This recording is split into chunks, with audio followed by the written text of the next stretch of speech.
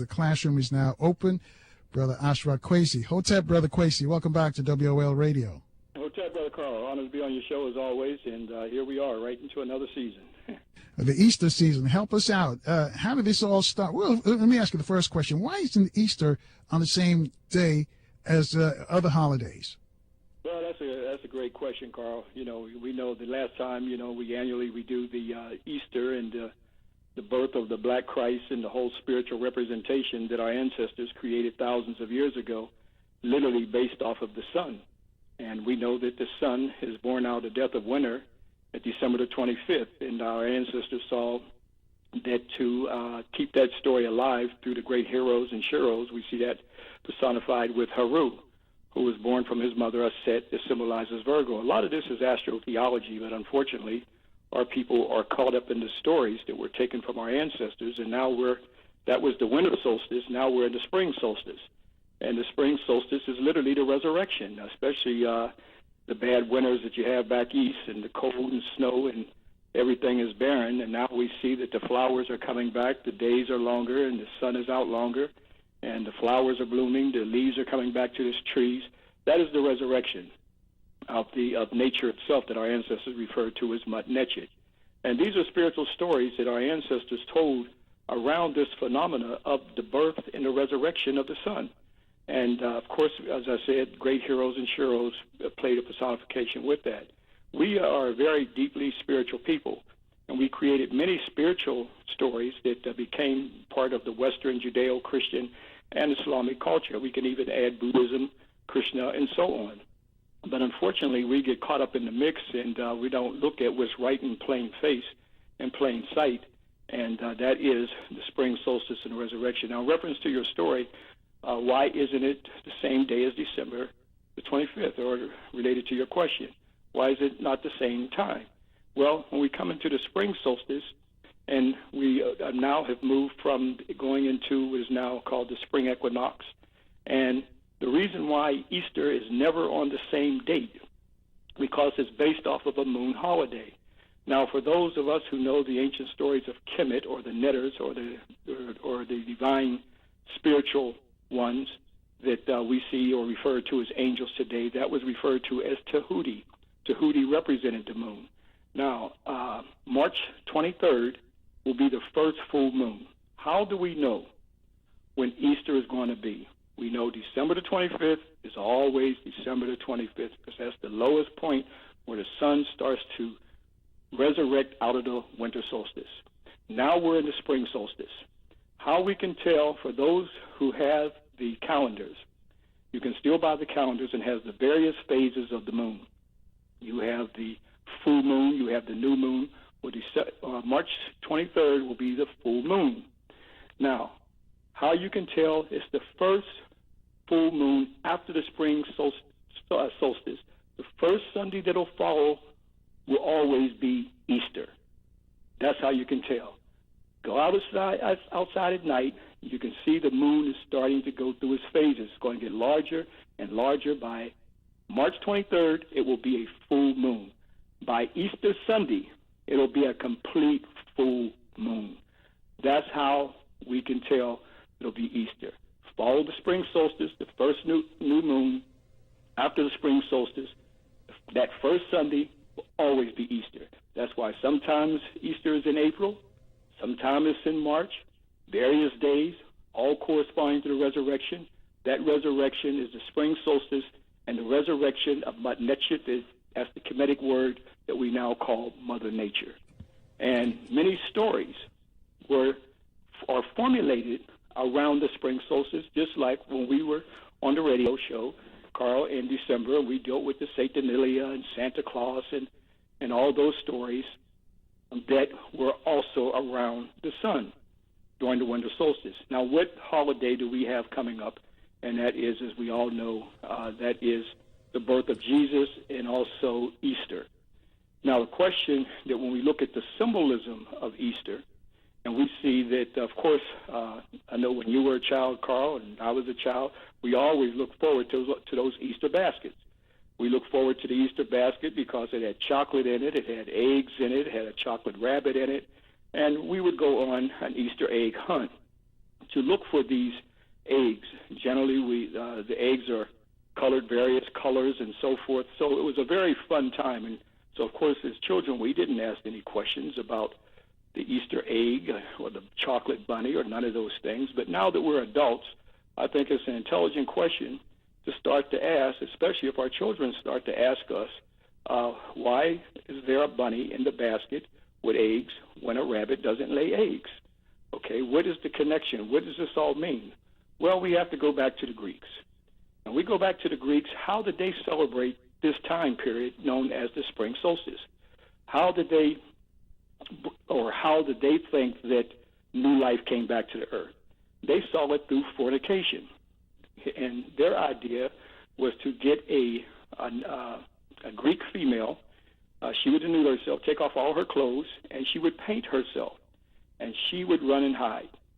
The Greek males, they would go and look for her, hunt for her. When they found her, they would have all this sex. They thought that's how nature came back. They would also have bunnies. Why a rabbit? Why would they have a rabbit? Okay, they would have a rabbit because the rabbit is the one animal, it's the most fertile animal. And a rabbit, as we know, will have many, many litter.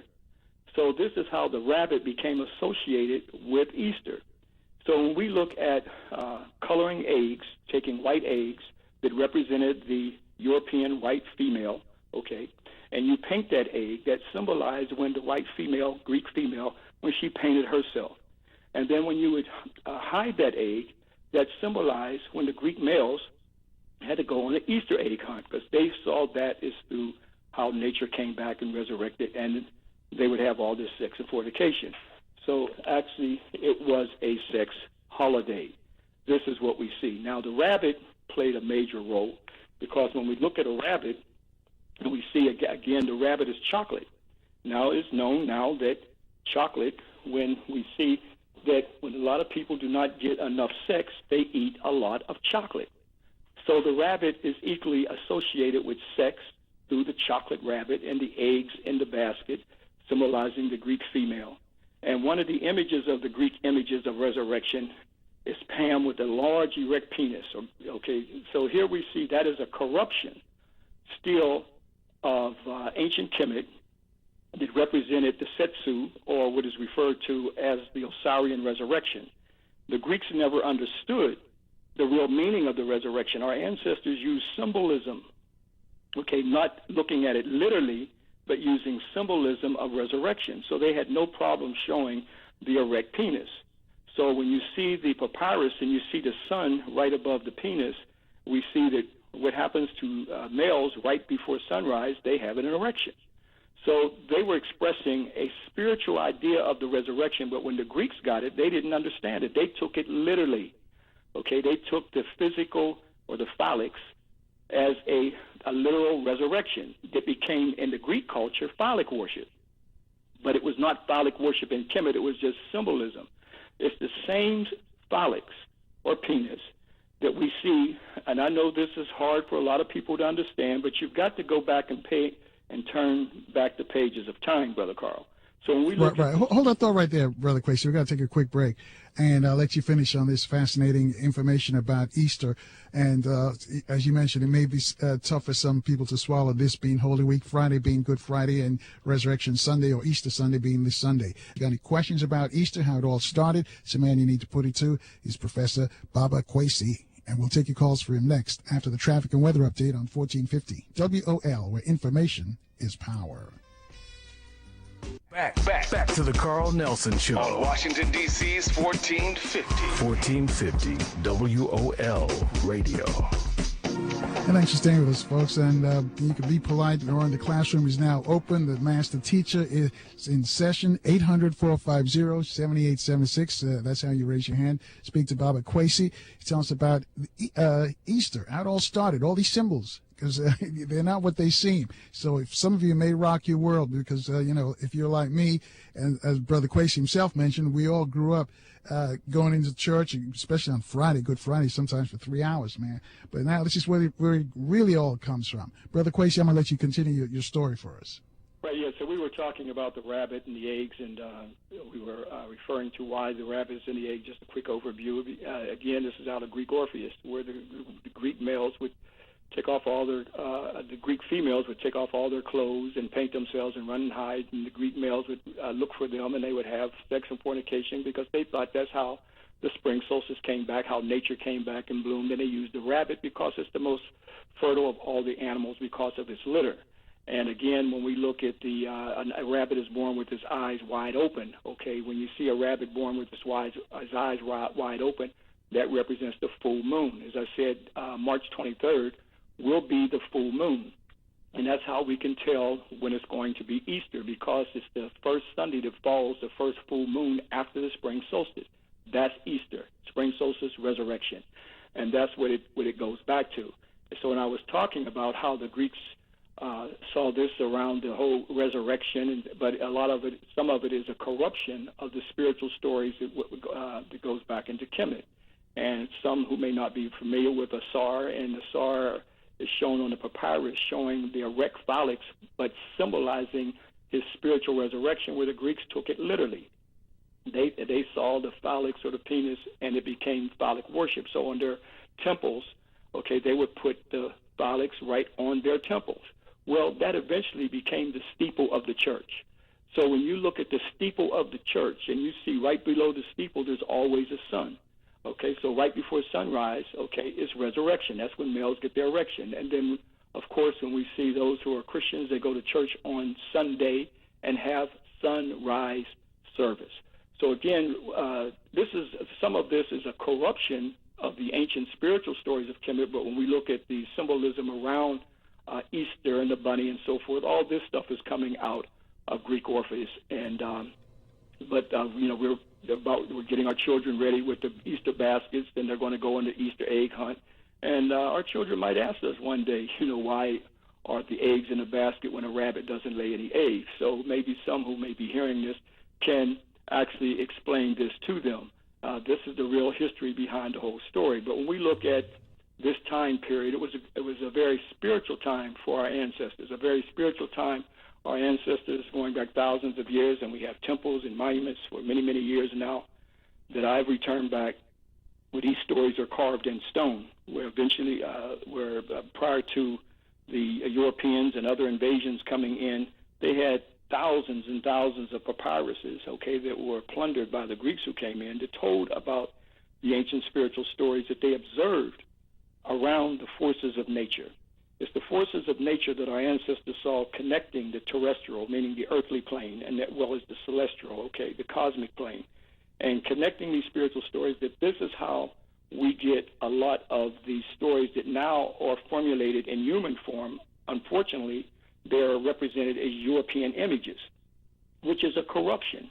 And we have to go back to the early Greeks who came into Africa, Brother Carl, and see that it's in Alexandria, where when we look at Alexander, okay, the second, that our children are taught to call the great, nothing great about him. He's coming in as a plunderer. He got Aristotle to plunder the sacred libraries and temples of ancient Kemet. These are great spiritual centers.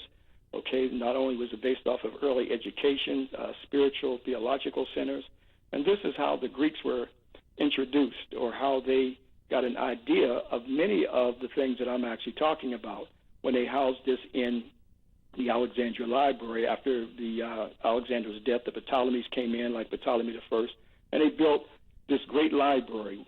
We're all familiar with this Alexandria Library, but we don't ask any questions. Where did all those sacred scrolls, where did they come from?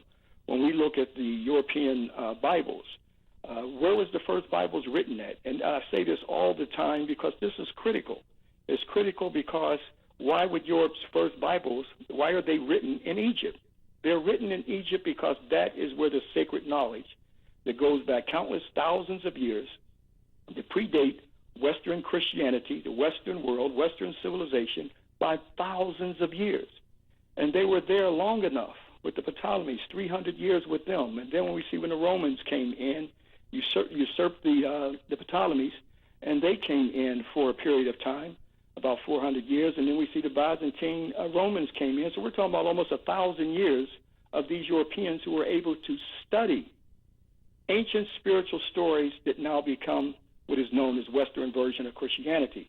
Many people speak of Bibles. Many people speak of, most of the time, the Bible, as though there's only one Bible. But when we go back to Kemet, we go back to the land that is now called Egypt today, that our ancestors called it Kemet, that means black. We can see where these Bibles were written from the ancient spiritual and world's first sacred text.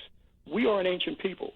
I think that we as a people suffer, Carl, because we refuse to unlock an ancient ancestral genetic memory bank that goes back thousands of years, that we continue to let ourselves stay within the circumference and worship within that circumference of European divinity, or European, as they consider it, divine representation, when in fact the Europeans came and copied this black divinity directly from African people. And so through the presentations that I do around the country, not only during the time of Christmas, but also during the spring solstice, as well as Black History Month and other lectures, as you had a speaker on before me, again, this is why we are honored to always come on to keep our story alive, not just in Black History Month, but 365 days out of the year. So we can have time to, and have the airways like you have, to tell our story. When we look at Europe's first Bible that I spoke of, like the Septuagint version of the Bible, and we look at the early African Latin Vulgate version of the Bible. Okay, this is the African Latin Vulgate version of the Bible. It's from the African Latin Vulgate version of the Bible. That's how the Europeans got the European, okay, Latin version of the Bible from the African Bible. So these are some of the things that we are not researching when we look at how did the New Testament come about. How did Pope Damasus, okay, got Eusebius Hieronymus, okay, to write the new translation of the Bible that became the St. Jerome's version of the Bible. When we look at this story around around Easter, and we see, even though you got the bunny in the picture, you got a whole story around the resurrection, resurrection of this European image of a Jesus.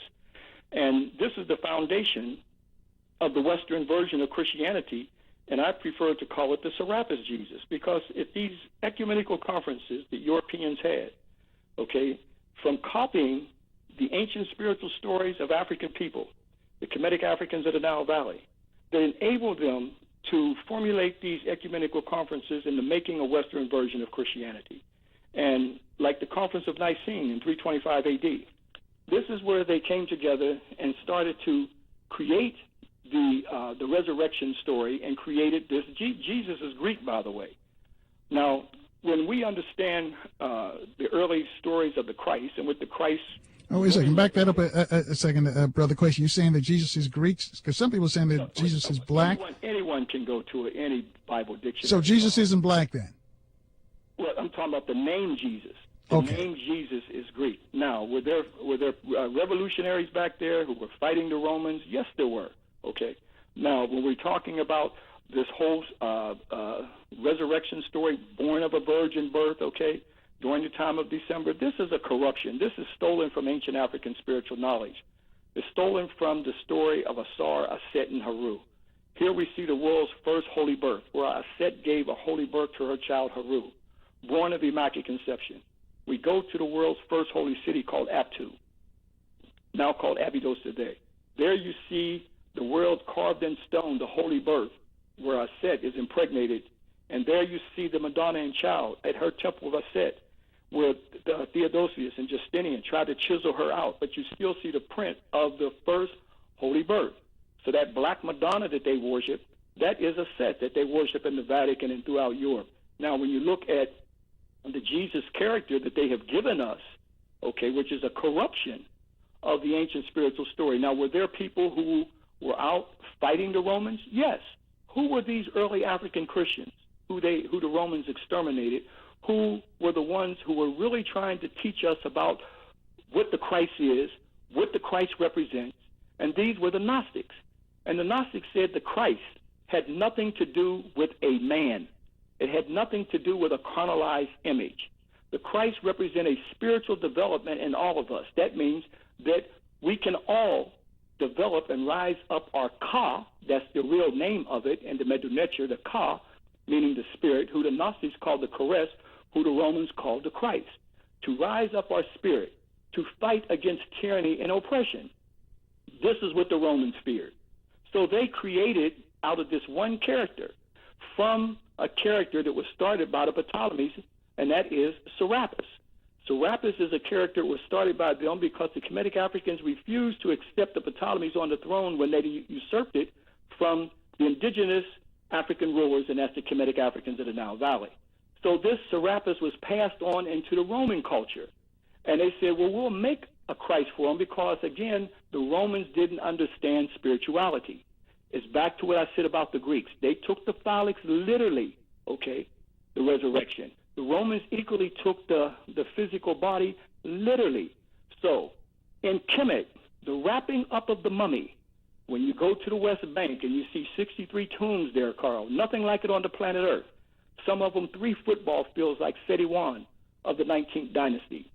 Right. Hold that thought right there, Brother Kwesi. You got to take another quick break. I'll let you pick it up on the other side. Folks, you too can join the conversation in this classroom. Just raise your hand at 800-450-7876. All of your calls coming next on 1450 WOL, where information is power. Back to the Carl Nelson Show. On Washington, D.C.'s 1450. 1450 WOL Radio. And thanks for staying with us, and our guest, the master teacher himself, Ashra Kwesi, discussing Easter and all these symbolism that we see in Easter. Before we go back to Brother Kwesi, just remind you folks who saw The Passion on Fox on Sunday. It's a musical about Jesus. It was hosted by Tyler Perry, and it just tanked in the ratings. So maybe people are becoming more aware. Brother Kwesi, I'm going to let you finish your story. Yeah, as I was saying, Carl, our African ancestors, okay, of the Nile Valley, when we look at the whole resurrection story, they built great monuments and temples up and down the Nile, long before the Western world and Western religions was even in existence. Like, for instance, let's go to the West Bank. Let's go to the Valley of the Kings. And let's go here because this is where the Europeans got many ideas of the resurrection from. Here are 63 tombs there where our ancestors mummified the body for the spiritual resurrection. And that's during the 18th dynasty. And mind you that even goes back to an earlier period, to the Old Kingdom, where our ancestors, as I talked about on many occasions, in an area called Saqqara. I know we know about Rome, we know about the Parthenon and the Vatican and all these places, but let's go to places like Saqqara and to Teti's tomb, and you see the Medu Neter of the resurrection and salvation in the earliest language called the Medu Neter, long before Aramaic, long before Hebrew, Arabic, and all these other languages. And here we see the whole spiritual story of the earliest idea of resurrection and salvation. And during the 18th dynasty, they're no longer building pyramids. They're actually building down into the earth 3 football fields, like Seti I. I mean, nothing like it on the planet Earth. Now, why did they mummify the body? They mummified the body because our ancestors saw that it's like a caterpillar or like a cocoon. I think a cocoon is called a caress, okay? Here, this was called the caressing of the body for a spiritual metamorphosis, for the ka, meaning the spirit, and the ba, meaning the soul, to leave the body. But it's the kat, or the physical body, that stayed on earth. But once that ka, meaning the spirit, and the ba, meaning the soul, united together, then it becomes a sahu. What is a sahu? A spiritual body. This is what the Romans didn't understand, and the Western version of Christianity still don't understand. They saw it as a spiritual resurrection that would take place. And that's why when you look at the pictures of the European Serapis image of the Jesus, why are they wrapping him up like a mummy? If he's going to resurrect in a physical body, as we are told that when Mary Magdalene, she's the only one that saw the resurrection, okay? Supposedly that's the way the story is told, that he resurrects from the sarcophagus, okay? And he says that I'm not a ghost. You can feel me. You can see that I'm flesh and blood, all right? That's what we are told through the stories that's passed down. But if he's going to resurrect, why are you wrapping him up like a mummy? Because that idea is copied. When you parallel the images of the European Jesus with the mummies of Kemet, it's the same exact swathing that they use, because it was a symbolic for the caressing and the spiritual resurrection, because our ancestors saw it like nature again, like something like a caterpillar that crawls on the ground. And all of a sudden, it forms into a cocoon. And through this cocoon, a metamorphosis takes place, Carl. And that which once crawled on the ground now takes flight. That's how our ancestors saw that we would do through a spiritual resurrection, through the metamorphosis of the body, through the mummification. That's why the Western version of Christianity imagery that they have of the Serapis Jesus and the mummy was copied directly from ancient Kemet. So these ideas, when we go into Kemet and see the spiritual ideas, when you go to King Tutankhamun's tomb and you look at the opening of the mouth ceremony, the opening of the mouth ceremony is very important. And King Tutankhamun, even though he had the smallest tomb in the Valley of the King, it became famous because his tomb, as we know, is the only one intact. Okay, so that's where we were able to see all the gold and the riches and gold shrines and 3 gold shrines they had to go through, 3 gold sarcophagus, and they finally got to his cot, meaning his physical body is still there, okay, but it's the spiritual body that resurrected, all right, and they understood that, so that's why they mummified the body. But the scenes on the wall is called the opening of the mouth ceremony. What is this opening of the mouth ceremony? The opening of the mouth ceremony is like this. Here the Sim priest is enable King Tutankhamun to see again, to talk again, where he's raised from the dead. And there you see Ashra, the Lord of the perfect black, on the tombs.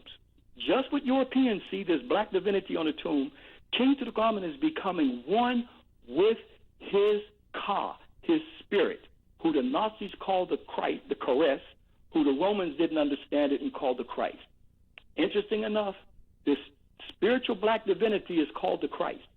And there we see that in the afterlife, they're not speaking of this life for him to see, but in the spiritual life for him to see, again, to talk again, to hear again, where he's raised from the dead. So the stories that we get with Jesus, where he raised them from the dead. He made one see again. He made one talk again. He made one see.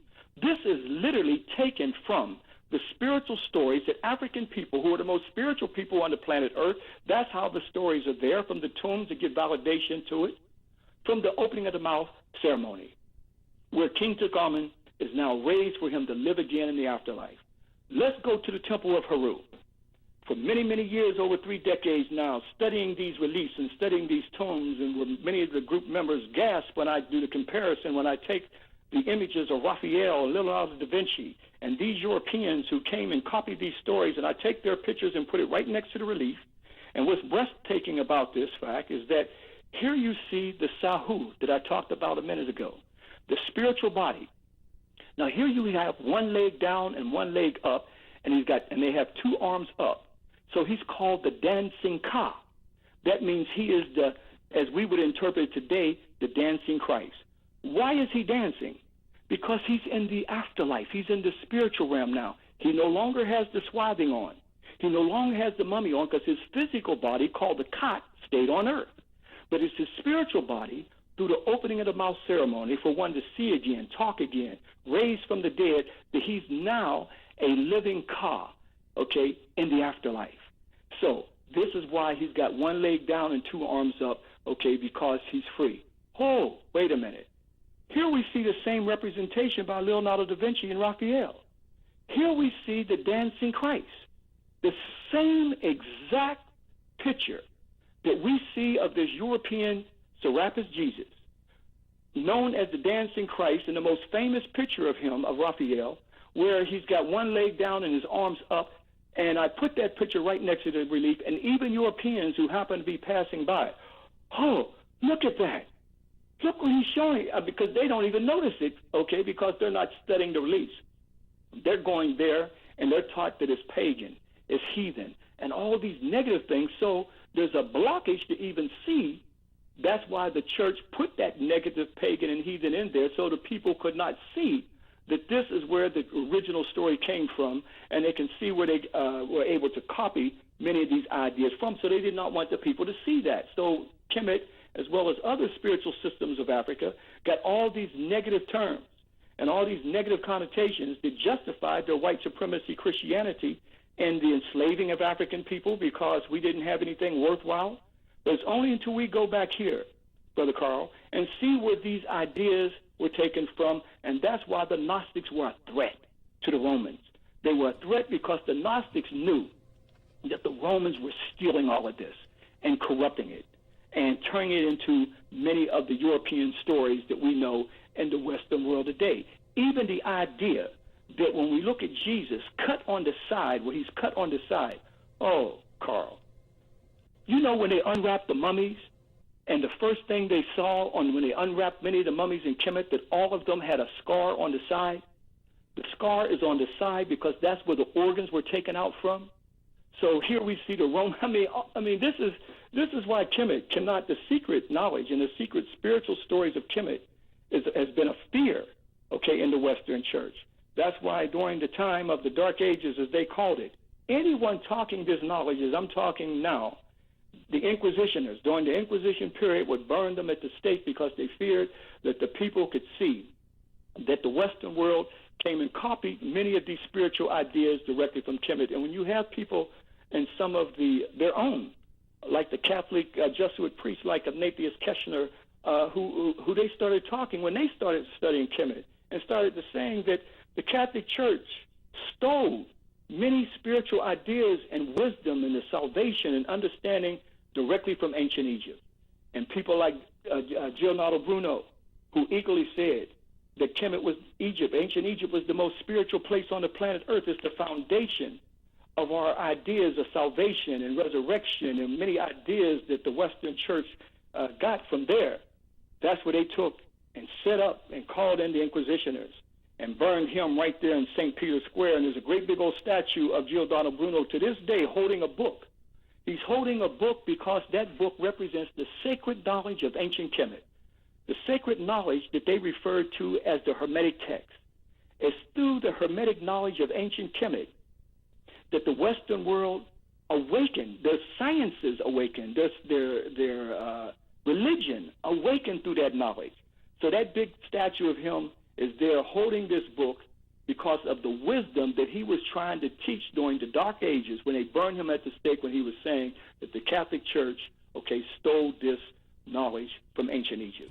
And this is the importance of us understanding when we start to come up into these holidays and start to, we've got to have the freedom to think, all right? Because if you don't have the freedom to think, then we still find ourselves in the worst form of enslavement, which is in spiritual enslavement, when the enemy becomes the deity in the spiritual subconscious of our mind. And what I mean by that, if your representation of your divinity and your divine representation looks like Europeans, this is where the enemy has become the deity because they took away our divinity.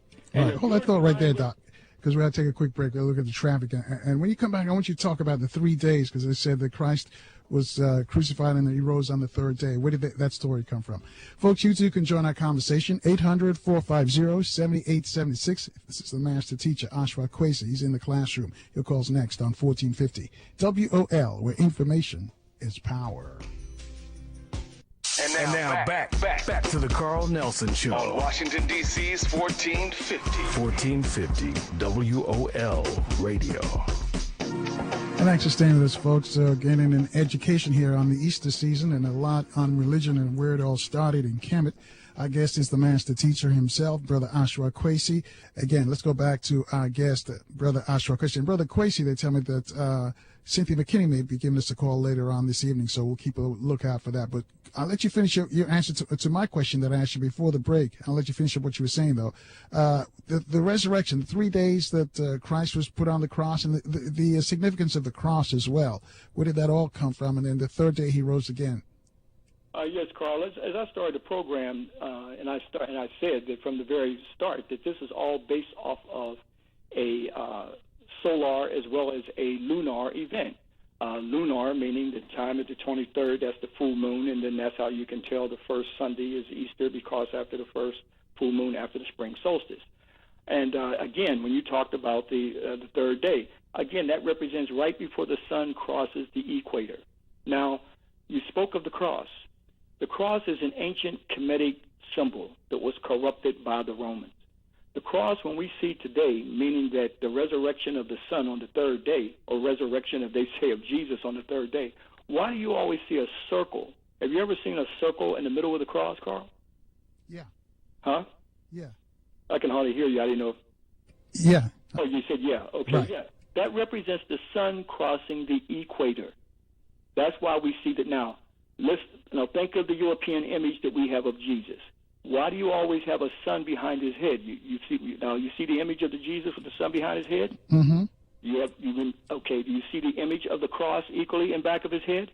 Right. See the circle? Now, all they did was took the sun out and put a European face of a Jesus in there. So here we see the powerful force, at least in our solar system, that gives us life, the sun itself. They literally put a European image in there in placement of the sun itself, when that's a cosmic event of the resurrection of the sun on the third day. This is what it goes back to. That's why I find it interesting in Psalms chapter 84, verse 11, it says, "For the Lord God is a sun." It didn't say S-O-N. Anyone can look that up. It says S-U-N. For the Lord God is a sun. Now, the cross, equally interesting. How did our ancestors use the cross? I show our groups every year the cross on the temples of Kemet. The cross had nothing to do with human sacrifice. The cross was called the Amsu. The Amsu represented the spiritual resurrection. When you look at the swathing that we refer to, as the Western world refer to as the mummy today, it always has a cross on the mummy, or the cot, the physical body. Why do they have the cross on the cot? That cross, as well as you see on the temples, it means Amsu. It represents a spiritual resurrection. And in the Medu Neter term, it's called the Ka'ank. Ka'ank. Generally, you see two arms up and a symbol of the Ankh, the symbol for life, in the middle of it. Ka'ank means spiritual life. That's what it represents. And the cross represents that spiritual life. That's the origin of the cross and where the cross came from. The cross didn't become a symbol of Christianity in the Western world until 431 AD. That's when they start putting the crosses and the symbols and so forth, when in fact in ancient Kemet, it represents the spiritual resurrection. As I said before, the Romans didn't understand nothing about the spiritual resurrection. Ideas of pictorial images and representations that we get, as I said, of Raphael, the transfiguration or transformation, all these things are coming from the ancient temples of Kemet. That's why I refer to them as the books in stone. Even though the papyruses are not there, even though thousands of these papyruses are in the cellar of the Vatican and spread throughout the European museums throughout the world, but our ancestors carved on the temples and tombs as though they knew that one day we would forget our story. And this is what we have to go back to understanding the Western version of Christianity. And many people get upset and get up arms. We're literally getting mad, Carl, at our own spiritual knowledge that was corrupted by the Europeans. This knowledge is our knowledge, but corrupted. What part of it, and the worst part of it has been corrupted, is our divinity. Why did they create the negative black images and the negative things about black? Devil's food cake, angel's food cake. They saw the black images of Ashra, the Lord of the perfect black, on the temples.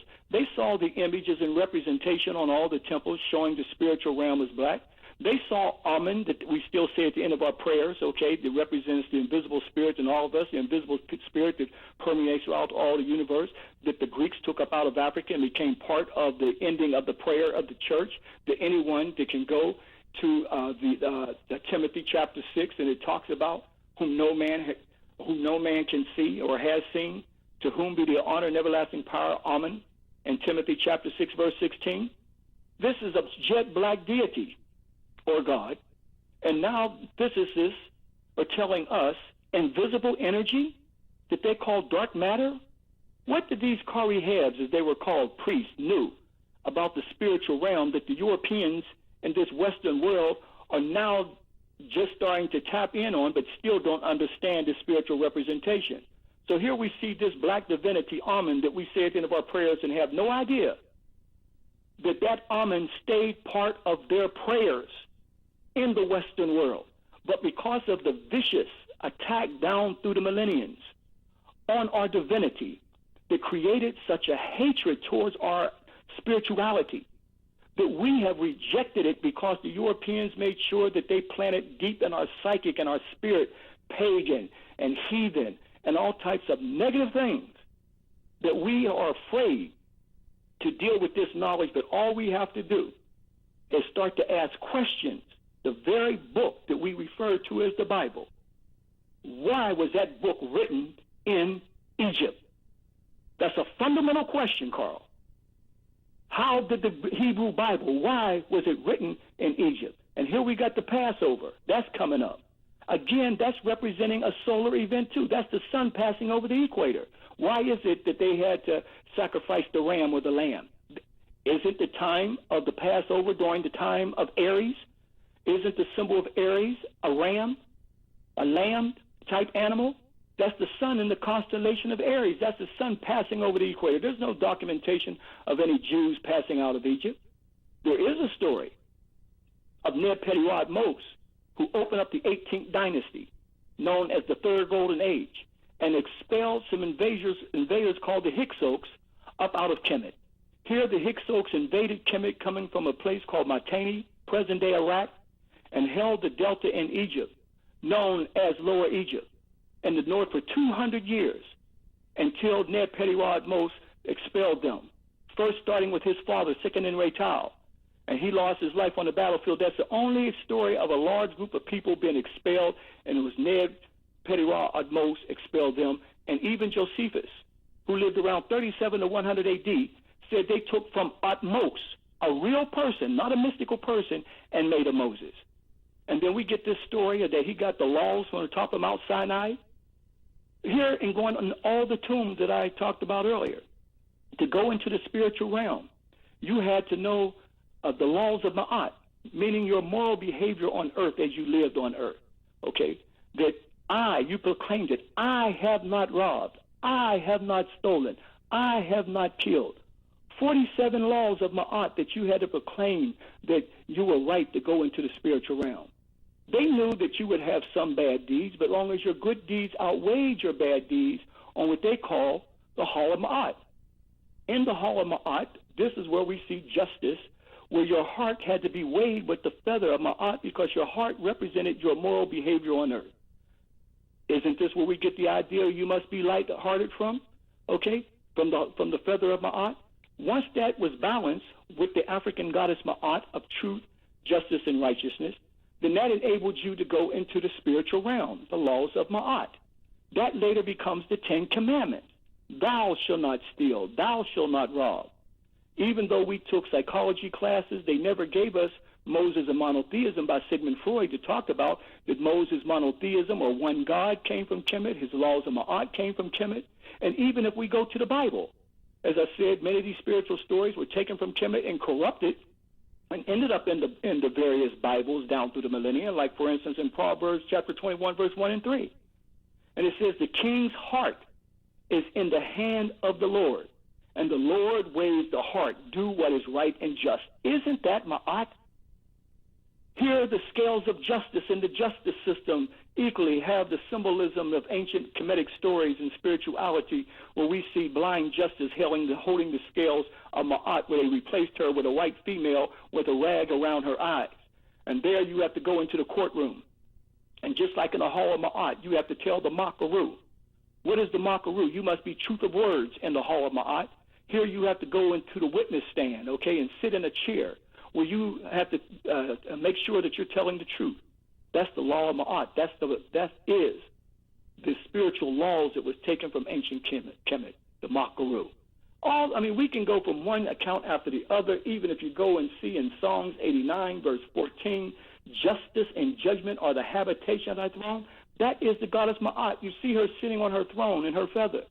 You see the kings, like Ursa Ma'at Ra, September Rama Missile Murray Amen. I know we don't know these people. We know all these other, Matthew, Mark, Luke, and John, and all the others. But here he's sitting on his scale, his throne, that represents Ma'at. And Washington, D.C., George Washington sits on the exact throne of our ancestors, Ursa Ma'at Ra, September Rama Missile Murray Amen, where they copied the same idea equally with Abraham Lincoln sitting on the same throne of Ma'at. Carl, this is the fear. That's why they had to make up all kinds of stories about ancient Egypt. Tell black folks extraterrestrials did this. Tell them that some people from other lands, some Europeans did this. So they created all kinds of stories, even to the point of calling and saying, like Maspero on the second floor of the Cairo Museum, that's got a big plate there. He was the curator of the museum in the late 1800s, and that plate is still on the wall saying he's Nick Roy, but not actually Nick Rowe. And then as Charles G. Seligman, who said that, oh, they're black Caucasians. They see they're black, but let's say they're Caucasians. They know they stole this from ancient Kemet. We are stolen people, Carl. So it's an intelligent question to ask that we are a stolen people. So the question to ask, what else has been stolen? The other question is why? Why what? Why did they steal it?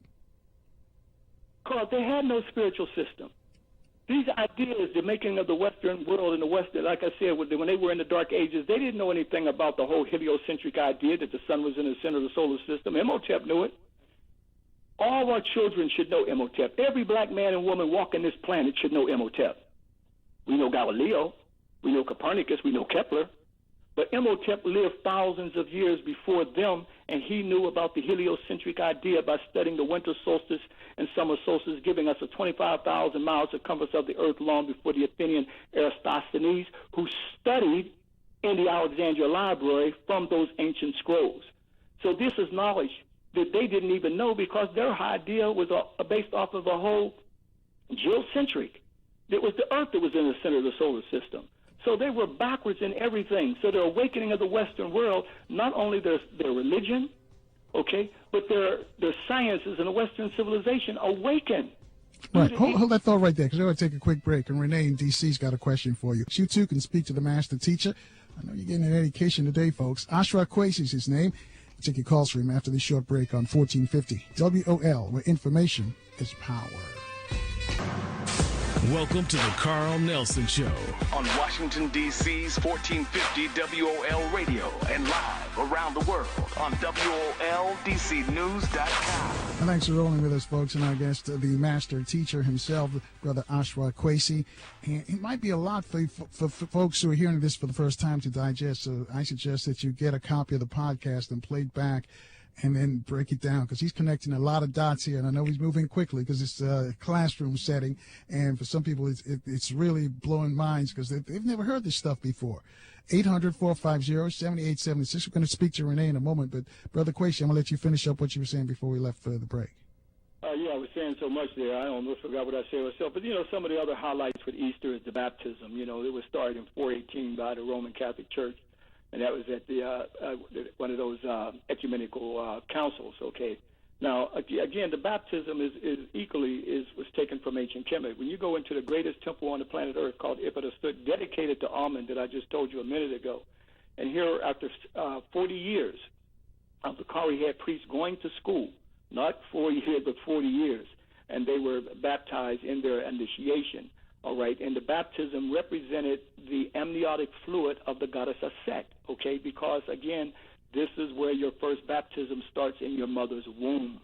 That's what our ancestors saw. That's why the Ankh, okay, the Ankh is a symbol like a cross with a loop on it, symbolizes her uterus. That's why it was called the Ankh, or meaning life, or Neter Ankh, divine life, because it was her root that was born from her womb. So your first baptism did not take place by the Catholic Church, who started in 418 A.D., and you had to be baptized because of your sins of your mother and father, because they had sex, because that story is a corruption, and it's a misogyny, going back to Adam and Eve, because of Adam and Eve, because they become aware of their sexuality, as we get in this Western European version of the story, and because they had sex, and Eve, who tricked Adam to eat this fruit, okay, or whatever it's supposed to be, and then that's the reason for all the world's sins. So they tell us that we have to be baptized because of that event that took place right there. And then Adam is a snitch. He tells on Eve because she got him to become aware of his sexual organs or whatever, and they have sex, but on and on and on. But the real baptism is the amniotic fluid of our mother's womb. All right, hold that thought right there, Brother Kwesi. We have some people want to speak to you. 800-450-7876 is line one. Renee is calling us from D.C. Renee, you're on with Ashra Kwesi. Hi. I'm in class today, and I'm really learning some things, and it's just great. And I would like him to make sure that we get the correct spelling of his name and his contact information. Well, when Brother Kwesi, when you were talking about the spirit going into spiritual realms, and something has really been troubling me, and it's how we're taught to accept so many things that are detrimental to our soul, and we're just taught to just think of it as really nothing, and because that's how they teach us.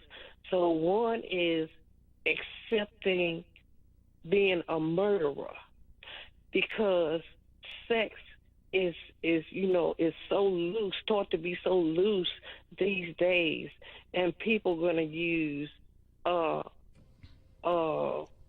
choice, as they say, choice, but really call it murder, because that's right. Renee, put in a question for him so he can respond. You're murdering your unborn child. So I wanted to know about the things that we are taught to do that are detrimental as far as us going into the spiritual realm, how that's affecting us as a people, as a person who accepts and does something like some of the things that they teach us to do. All right. I'll tell you what, and add on to that, Brother Kwesi. Renee, I thank you for your question. Brother Kwesi, tell us about heaven and hell. Is there such a place? Because that's what they teach us in Christianity, that there's a heaven and there's a hell. And basically that's what they say is holding down a lot of black folks, because we've been told to do good here on earth, and then when we die, we're going to go to heaven. So how did our ancestors view that? Well, unfortunately, this is what started in the Middle Ages, was these people out of their land, doing the landlords, in the Middle Ages, and it worked so well, it passed down to the day during the time if you don't give enough money and you tithe enough money to the church, they say you'll burn in hell, so you feel guilty and give up all your money. So you have a lot of preachers out there pimping people in the name of God out of their money, that they'll burn in hell. But during the Inquisition period, the Dark Ages, they burned you literally, if they felt that you were a heretic, like some of the people I talked about earlier. Whereas now they terrorize you by saying that there's a devil who's going to roast you forever and ever, and put fear in you that if you don't go by their rules, that you're going to burn in hell forever and ever. Now, in ancient Kemet, you did not have a devil roasting you forever and ever. You would the idea in terms of the laws of Ma'at, you cease to exist. You no longer can go on into eternal life. The Western version of it is a corruption of Ammit, because Ammit is the one that ate your heart. Your heart represents when he ate your heart, you cease to exist in the hall of Ma'at. And Ammit is a terrorized animal like a crocodile and a hippo, and he's, representing a combination of animals. But this is the idea of Satan, comes from this idea, but they turn it into that you'll burn forever and ever. So black folks know we went through a lot of hell through racism and white supremacy, so we definitely don't want to go through anything that could be worse than this. So many of us are terrorized through that concept of it, unfortunately. All right, folks, I want you to listen, just listen with an open mind, because I know some folks are, you're raised in the church, and some of this stuff is, it's kind of new, and so it's blowing their mind. So just have an open mind. Even though I was raised in the church, I think the knowledge is my own. I didn't follow anyone. I read it for myself and did research. First question is, you compared it to Western civilization, but isn't some books in the Bible, before they put it together, didn't they predate even Greece and the Roman Empire? The voice is very low. I can hardly. Okay, I'm taking a headphone off. Okay, my question is about when you compared it to the Western civilization, right? I've been doing that. I don't know what point you came in on the talk, but I've been doing a comparison throughout my whole talk here.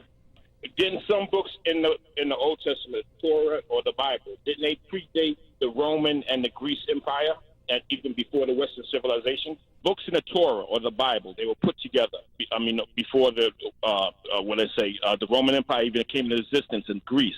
So didn't those books predate the Western civilization you're talking about and comparing it to? When you're talking about the Torah, okay, the Torah, what's it go back to? 500. And the books of prophecies, all those books from Hosea and Ezekiel.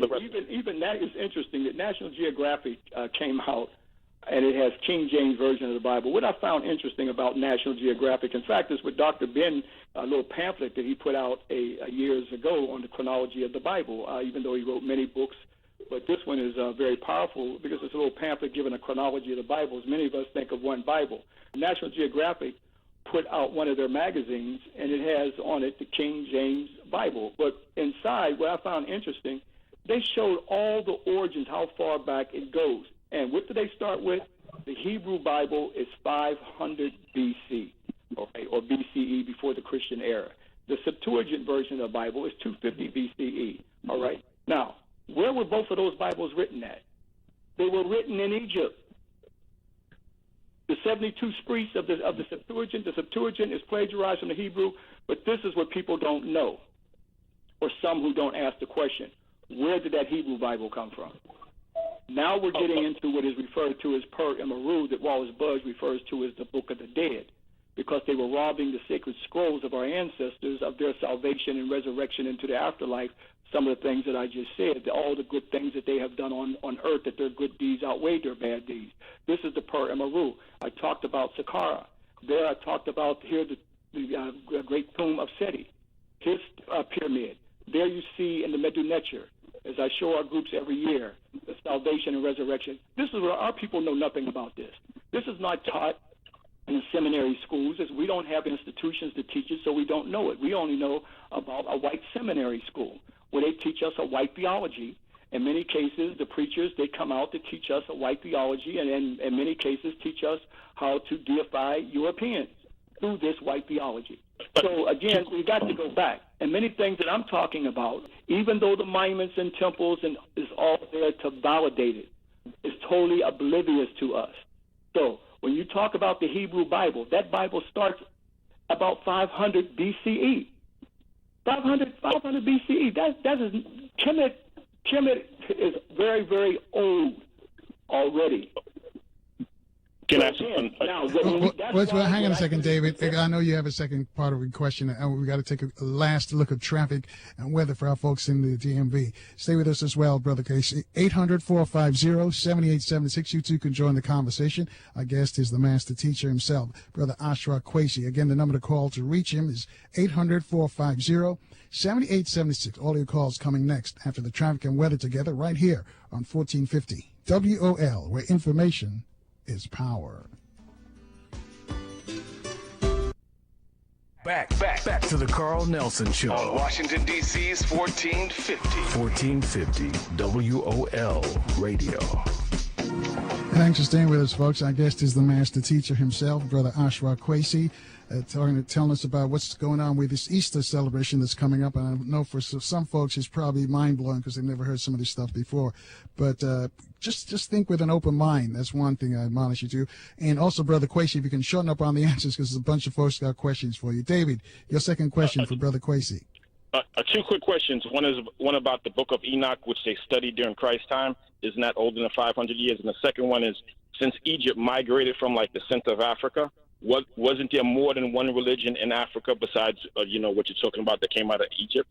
So there were spiritual systems throughout the African continent, whether we're looking at the Yoruba system, whether we're looking at the system of the Dogon. These are ancient spiritual systems that are, when we look at the teachings of the Yoruba, and we look at the Orishas, and we look at the Neterus of ancient Kemet, the same stories are there. The names may be different. We see these migrations that went from east to west. When you even speak of the Yorubas, they came from the great river from the east. That great river is the Nile, the longest river in the world. Those spiritual systems that came I'm dealing with Kemet because Kemet, we have the monuments and the temples to validate some of the things that I'm talking about. But the story goes much further back to Kemet. It goes deep into Kush. It goes deep into the Congo with the Twa.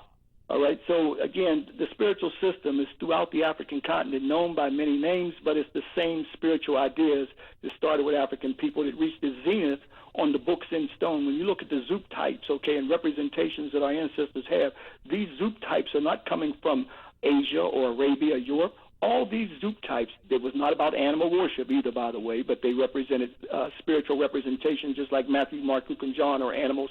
But again, those Zoop types in Kemet all are coming from Inner Africa. It took countless thousands of years to develop before there was Judaism, Christianity, Islam, and that's what we can't understand because that's all we know. That's all we know. Enoch is no other than Imhotep. When we look at Taha, even in the Quran, Taha is Tahuti and Surah. When we look at the Hadith with Prophet Muhammad, where we're told that Gabriel, the angel of the Lord, came to him, and that's how the Quran was written. Well, Gabriel is Tahuti. That is the spiritual netter of ancient Kemet. That now the equally that we see in Christianity. Gabriel, the angel of the Lord, that comes to Mary and says she's going to have a holy birth. Yes, the same story that Tahuti comes to a set and says that she's going to have a holy child, and that holy child is Haru. I show our groups on the release of monuments every year. Even Obama said, slavery was just 150 years ago. We only know what the slave master has taught us. The emancipation now starts from us stopping have the fear, but to go beyond this Western world. Start from the beginning. If you go to a riverbank, that's not the beginning of that river. Find out where the beginning of the river is, and then you start to study. But if you just study where the stagnant water is, that's stench, and it smells because it's not the truth. Right. Hold on a thought right there, Brother Kwesi. A bunch of folks want to reach you. 800-450-7876. Line 1, D's calling us from Baltimore. D, you're on with Ashra Kwesi. Yeah, good afternoon, Carl. Good afternoon, Brother Kwesi. Good afternoon, my brother. Yes, my question is, you mentioned Islam a little bit. Can you give a brief synopsis of when the so-called Arab came in with Islam and spread across North Africa, and how that's kind of, I guess, diverted our attention from Egypt because they think it's all about Islam and Muslims? Again, when the Arabs came in between 639 to 641 AD, the Arabs came in. Who was in Egypt at the time when the Arabs came in? Okay, those were the Romans. The Roman Byzantine Christians who have terrorized Kemet, copied many spiritual ideas that I'm talking about, incorporated it in the Western version and the making of the Byzantine Christian religion that led into Catholicism and all these other denominations that we got of Christianity today. The Arabs, equally, when they came into Alexandria, okay, they came in, even though some looked at them as mercenaries, looked at them as mercenaries to fight the Romans who had inflicted so much havoc on them, okay, from the time of the Ptolemies. And in some cases, they looked at them as saviors. But again, if you're looking at someone fighting for you, they came in and equally took over and started to study many spiritual ideas, okay, from those scrolls that I talked about. This is what we've got to understand. All we have to do is look at the chronology and understand what was in Kemet and who was coming in and who was benefiting from that knowledge. And the Arabs have been there ever since. And many other invasions, okay, down, okay, from the Ottoman Turks, okay, to the French, okay, to the British, to the America. Everybody has plundered into ancient Kemet and has benefited from ancient Kemet. Now, when we look at, when Islam refers to a Jahiliyyah, okay, like the Christians who call Kemet pagan and heathen, all right, to block our mind from the spiritual systems that was taken from there, the Arabs call it Jahiliyyah. Jahiliyyah is that there's no knowledge existed until the Prophet Muhammad. And it's sad to have children in Kemet who are sitting in school and can look out their window and see the Great Pyramid of Akhet Khufu built in the 4th dynasty, 2,500 years BCE, and then they're told, Jahiliyyah, no knowledge existed until the Prophet Muhammad. Wait a minute. This the greatest structure on the planet Earth. Here are ancestors using geodesics, building that structure in the center of the earth. And yes, in the center of the earth, because in England is not the center of the earth where they talk about the Greenwich. That's not the center of the earth. When you look at geodesics, the center of the earth is in Kemet. But the point is that children today in Egypt still don't know about the ancient knowledge of Egypt because it was blocked through religion as well. Right. Just like Christianity blocked the sacred knowledge and spirituality of Kemet through Christianity. 800-450-78. Calling us from D.C. Robin, you have a question for Brother Ashra Kwesi. Yes, how you doing this evening? My question, when you was mentioning about the spirit, and correct me because I know I'm kind of bad with the pronunciation, was it Imatu? The Makaru, the truth of words. Mm-hmm. Telling of the Makaru means to be truth of words. Can you repeat that one more time for me? I'm sorry, sir. Ma'at Karu, M-A-A-T-K-E-R-U. Ma'at Karu. Okay. And the reason I call is because it was a movie that came out about this guy meeting this lady, and they doing this treasury thing as far as archaeologists, science archaeologists over in Egypt and so forth. And one of the characters was that name, but they showed that if that was a bad spirit and it was coming back to do bad things to every person on earth. And it was just interesting for me to hear you had mentioned that. So that's not my question, but that was just. Well, I think it has a connection to a lot of things that we see out there in the movies with the gods of Egypt that's out there, which out there now, which is a story that's corrupted from Kemet, where now they have two white guys, one playing Set, one playing Haru, and then Tahuti that I talked about earlier, even though they got him desecrated in some crazy image, but Tahuti, where in the Battle of Kemet, the story is told where Set knocked out his right eye, and then it was Tahuti that gave the eye back, the all-seeing eye. That's the pineal gland, the spiritual consciousness, and the spiritual awakening. That eye that's on the dollar bill, by the way, okay, that capstone, the all-seeing eye. That means a spiritual awakening. That's why you see that eye radiated on the dollar bill, the spiritual awakening. This is what they don't want us to have. But again, they tell the stories in these movies, all right, just like in The Mummy recently, a few years back. That's the movie. He was called Imhotep. He was called Imhotep. So our children hear Imhotep. They don't want to know about this multi-genius, the world's first multi-genius, who built the world's first stone building, who was a physician 2,000 years before Hippocrates. All right, the world's first physician that I show our groups on the monuments, the medical instruments. But yet he's demonized and vilified in the movies as this demonic character, as this mummy. So they know this knowledge, so here they perpetrate these negative images on the psychic of our children. Just like myself when I was a child, I was terrorized by the mummy of Boris Karloff and all that, so I didn't want nothing to do with Egypt. So again, they have the high technology today. Back then they had the fear that you would be burned at the stake as heresy laws. So they do it through the movies today and still perpetuating all this madness, and that's why you see all these movies about the Bible and on and on and on. All right. Thanks, Robbie. Thanks for your call. 800-450-7876. Keep moving. Let's go to line 3. Mike's with us, also calling from the district. Mike, your question for Brother Ashra Kwesi. Is Mike there? Mike is good. Let's go to line 5 then. Chuck, calling from Washington. Chuck, your question for Brother Ashra Kwesi. Good evening. I have a simple question. Do we have any places of worship that actually worship with this belief system? I mean, do we have any places of worship here in the States that are places of worship for this our ancient African belief system? Well, I travel around the country and lecture around the country at various places, and one place that stands out, I have to mention the Caress Spiritual Center in Los Angeles, which I have lectured there going back to the early 90s. And you notice I said caress. Okay, that's what I talked about. That represents, as the Gnostics call it, a spiritual resurrection that was corrupted by the Romans and took it literally. Now, that's one place I do know where they study the ancient Kemetic knowledge and the spiritual system. All right, there's not a lot of places around the country. Again, one of the things areas that we suffer at is institutional building. All right, so I think the fact that we have the airways like Carl Nelson's show that I'm on here to bringing that awareness, okay? And I don't expect brothers and sisters to wake up today, but the fact that we're planting the seeds for today as we come out of this ma'afa, the ma'afa of slavery, we start to go through the final emancipation of our freedom. And that final emancipation starts with our mind, because that's what they enslaved. All right, they destroyed our history. They took away our names, as the brother was saying earlier. We weren't allowed to play the drum. They took away the drum, the communication, our names that we got, everything about us. This is what made us slaves. In fact, a boy, they called us boys because we didn't know nothing beyond the master.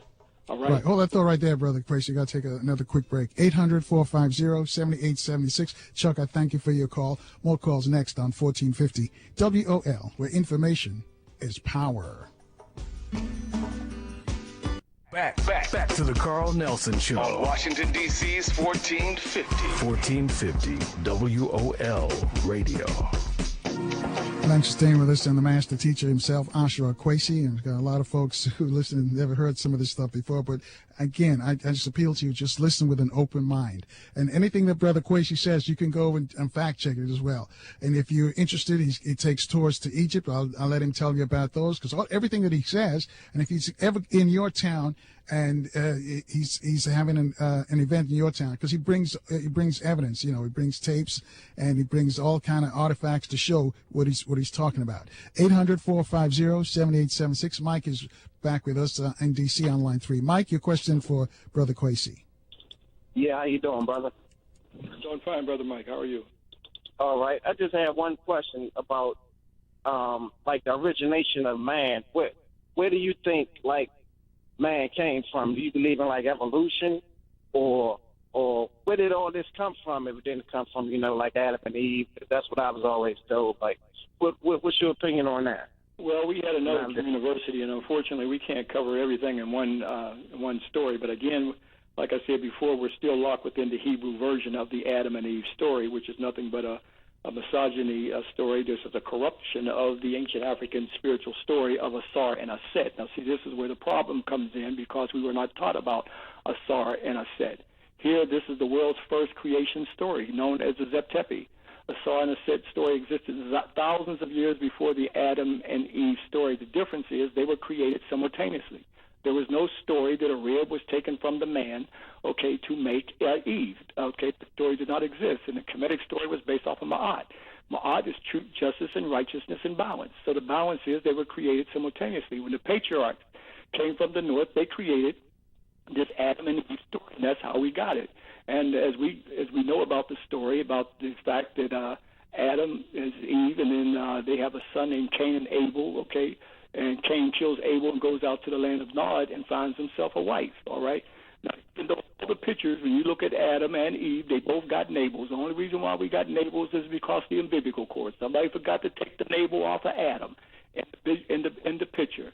So again, this is nothing but a hatred towards the woman. When we look at that Adam and Eve story, and the Kemetic story was not based off of that. So here the Eve is referred to as the mother of the original sin, which is sexual intercourse. This is some sick stuff. It's still part of the European culture, even with the Greeks with the Pandora box, because he or she, all the evils of the world is in this Pandora's box.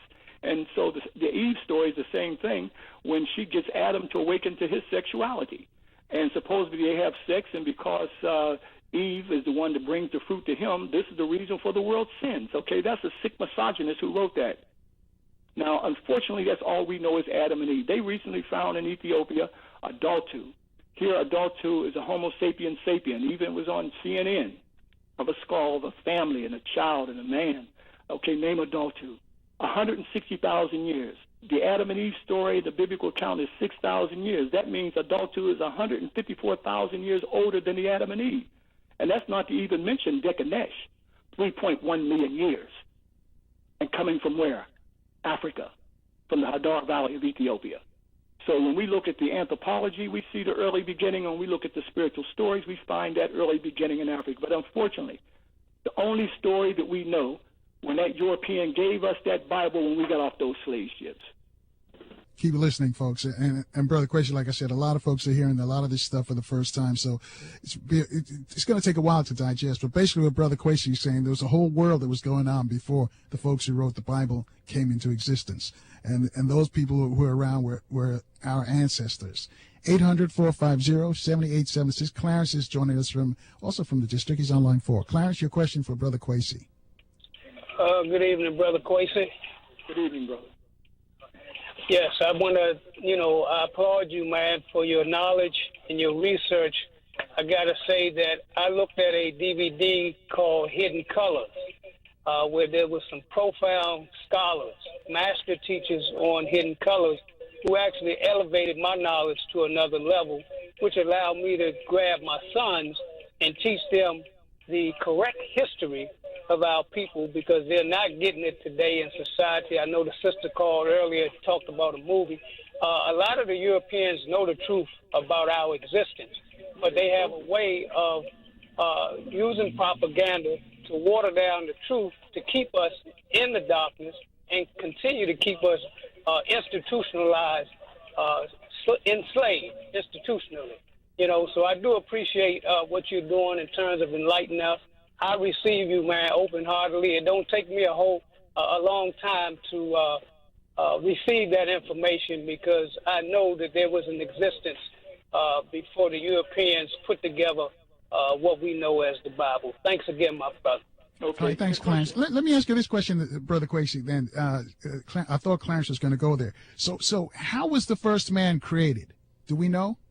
Brother Carl, there's some things that we can never know, but let's look at anthropology.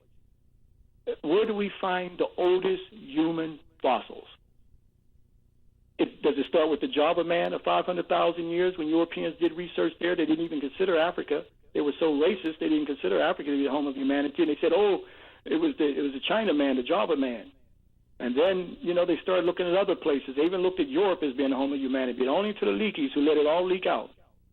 When they started to do research in the Adobe Gorge right there in Kenya, we're not dealing with thousands of years now, millions of years now. Johansen, the paleontologist, when they started to do research in the Adar Valley, Dickenesh, 3.1 million years. Then they started to deal with their science of mitochondrial DNA. The mitochondrial DNA validated the African spirituality around the goddess, because here they traced all humanity back to one African female through mitochondrial DNA. It's our ancestors who drew from the whole spiritual goddess, which is the foundation. So that shows that they were right. Everything is coming from the mother, whereas the patriarchs did not see that matrilineal system. That's why their system was based off of misogyny. So let's deal with the sciences that we got in anthropology. You don't have any fossil finds nowhere on the planet Earth older than what you find on the African continent. None. So that's why Europeans have come up and now trying to come up with this polygenetic origin. And this polygenetic origin, what they're trying to say is that humanity sprang up simultaneously all over the planet Earth, although giving no scientific anthropological evidence to validate it. There's only one monogenetic origin, or meaning one origin, and that's from the fallopian tube.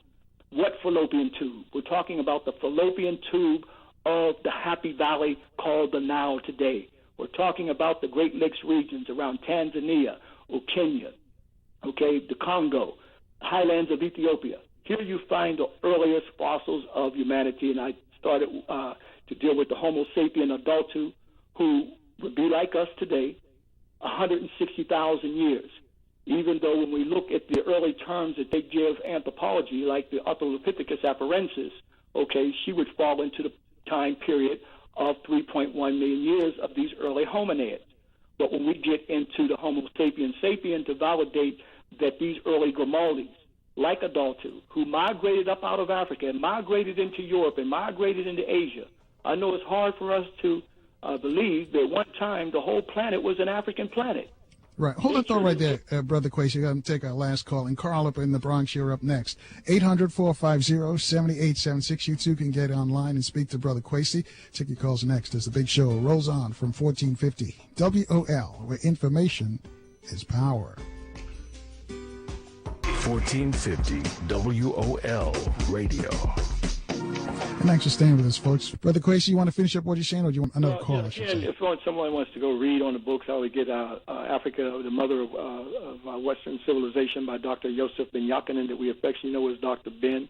And that's what we have to start to do. We have to start researching. And Dr. Finch, I think we covered some anthropology here. I think Dr. Finch's book, The Echoes from the Old Black Land, is an excellent book that covers some of the things with Genesis as well as anthropology.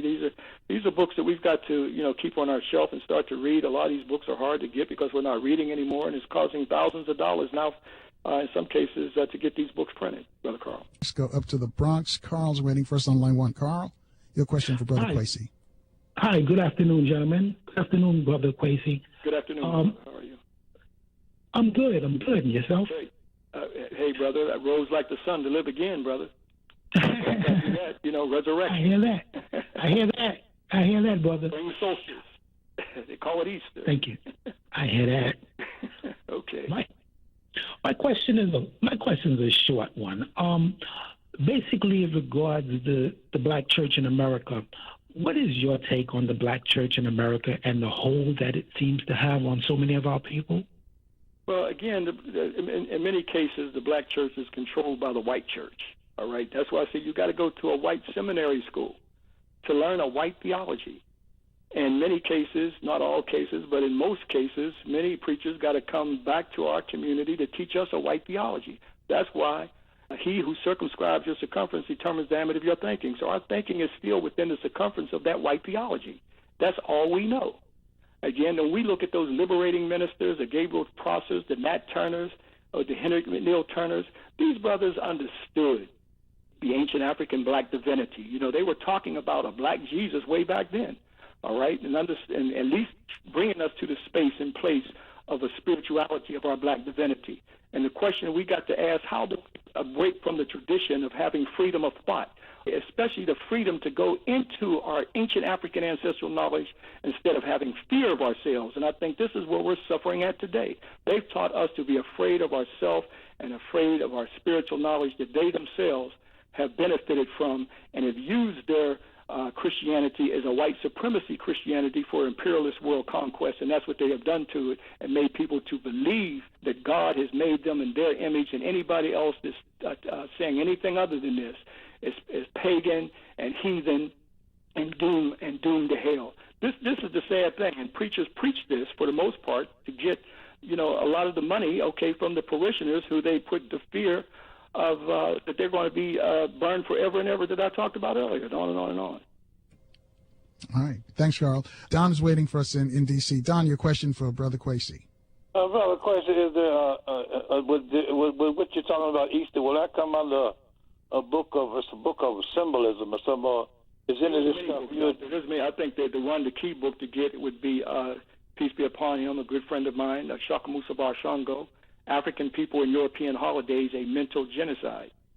I think that's a great book to get on the origin of these holidays.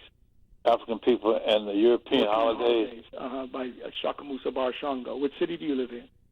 Washington, D.C. Oh, you should go right to Baltimore to... African People and European Holidays? By Dr. Shakamusa Bar Shango. Okay, African People, European Holidays. Thank you. A Mental Genocide.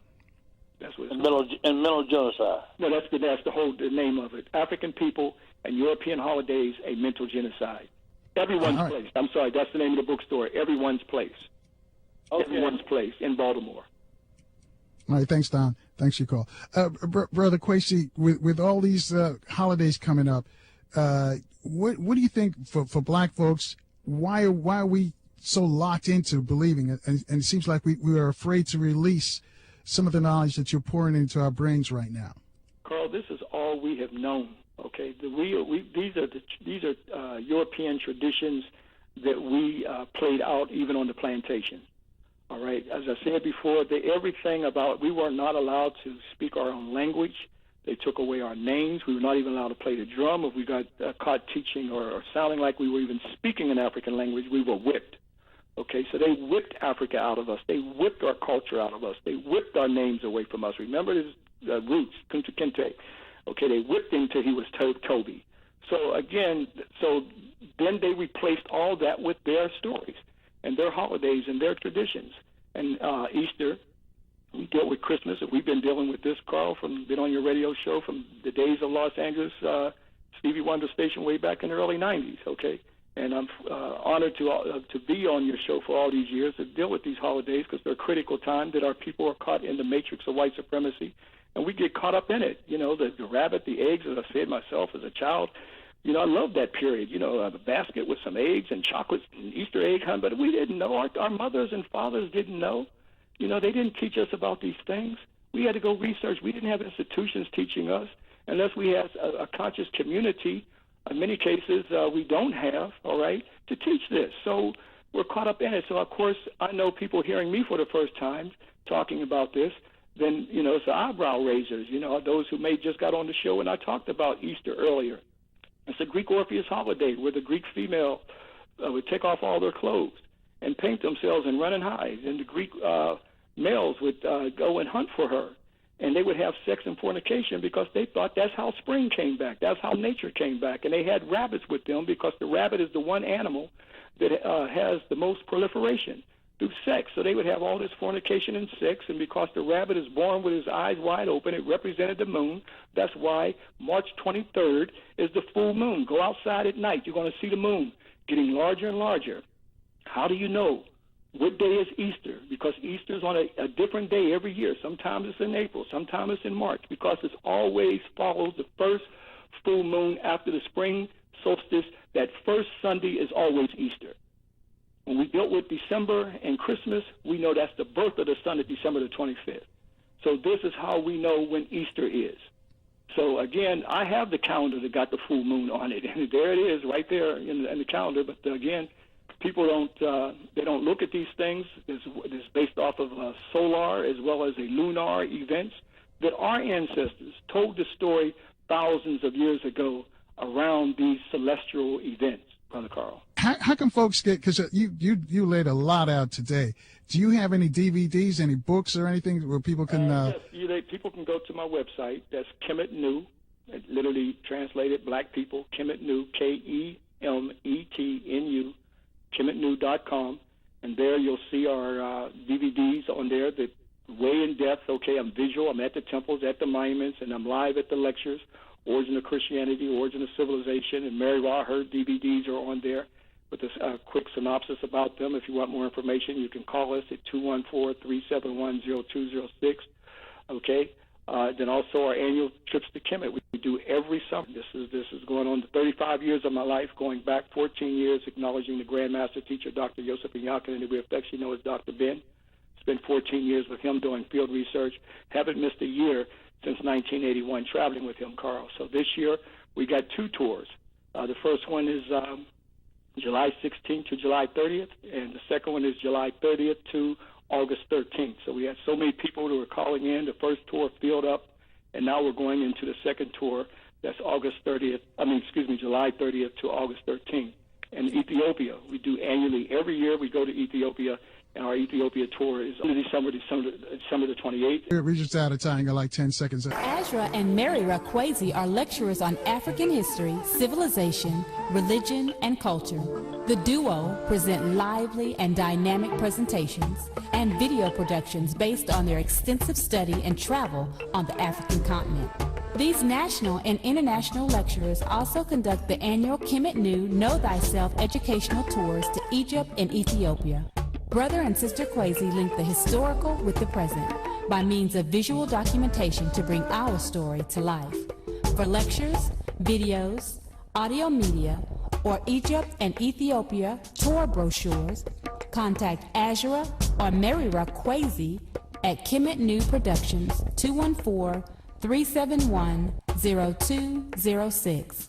That's 214-371-0206. Or visit www.kemetnew.com. That's KEMETNU.com.